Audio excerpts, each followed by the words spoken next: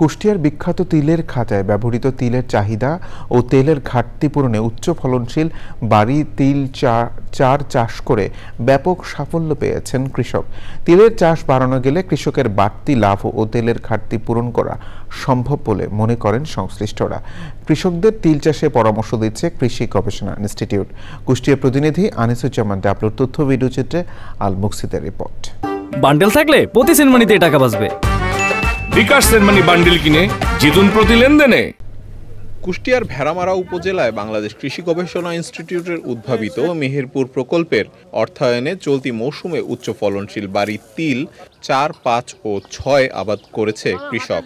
বিঘায় 4 থেকে 5 মণ ফলন পেয়ে লাভবান হয়েছেন তারা। বাড়ি তিল 4 বীজ ও সার দিয়ে সহযোগিতা করেছে।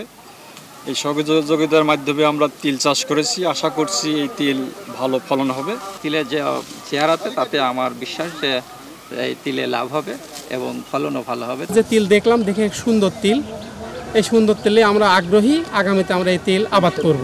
চরাঞ্চলের উঁচু জমি বা যে জমিতে জলাবদ্ধতা নেই সে সমস্ত এলাকায় জমি নির্বাচন করে কৃষকদের তিল চাষের পরামর্শ দিচ্ছে কৃষি গবেষণা ইনস্টিটিউট। মিডিয়াম হাইল্যান্ড এখানে পানি সংকট থাকে রবি মৌসুমে, এবং যদি এই চাষটা আমরা এখানে কৃষকদের মাঝে আরও ছড়িয়ে দিতে পারি তাহলে হচ্ছে কৃষক একদিকে যেমন কৃষক লাভবান হবে, অন্যদিকে আমাদের দেশের হচ্ছে ক্রপিং ইন্টেন্সিটিটা বাড়বে। তিল সাধারণত 2 মৌসুমে চাষ করা যায়। এখানে বাড়ি তিল 4 এর বীজ সরবরাহ করেছি। তাদেরকে যে প্রোডাকশন টেকনোলজি সেটি সম্পর্কে তাদেরকে প্রশিক্ষণ দিয়েছি।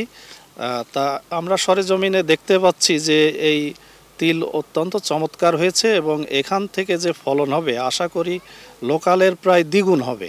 উচ্চ ফলনশীল বাড়ি তিল 4 জাতের আবাদ কৃষকদের মাঝে ছড়িয়ে দিতে মাঠ দিবস সহ নানা কর্মসূচি পালন করছে বাংলাদেশ কৃষি গবেষণা ইনস্টিটিউট কুষ্টিয়া।